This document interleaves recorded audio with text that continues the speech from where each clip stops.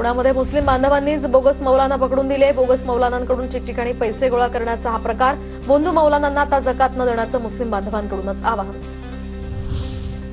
मुंबईतील विकासक आणि कंत्राटदारांना बांगलादेशींना कामावर ठेवत नसल्याची हमी द्यावी लागणार। जर कोणताही बांगलादेशी आढळला तर पोलिसांना कळवावं, गृहराज्यमंत्री योगेश कदम यांची विधानसभेत माहिती। बँक ऑफ महाराष्ट्रमधील ऑल इंडिया बँकिंग एम्प्लॉईज असोसिएशनच्या सदस्यांचा उद्या एक दिवसाचा लाक्षणिक संप, तर कर्मचारी भरतीची यातनं मागणी होणार। व्यावसायिक अभ्यासक्रमांची सीईटी आजपासून सुरू, तर सीईटीसाठी 13,48,000 विद्यार्थ्यांकडून नोंदणी।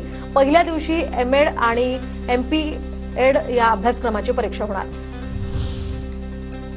एसटीच्या साध्या बसेसमध्ये बिघाड झाल्यास त्याच तिकिटावर एसी बसनं प्रवास करता येणार। प्रवाशांचा त्यांच्या सोयीसाठी एसटी महामंडळाचा निर्णय।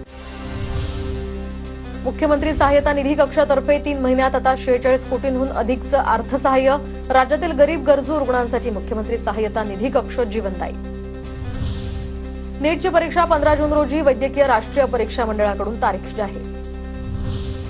एमबीए, एमएमएस, सीईटी आणि मुंबई विद्यापीठाची परीक्षा एकाच कालावधीमध्ये, दोन्ही परीक्षा एकाच दिवशी असल्यामुळे विद्यार्थ्यांची कोंडी।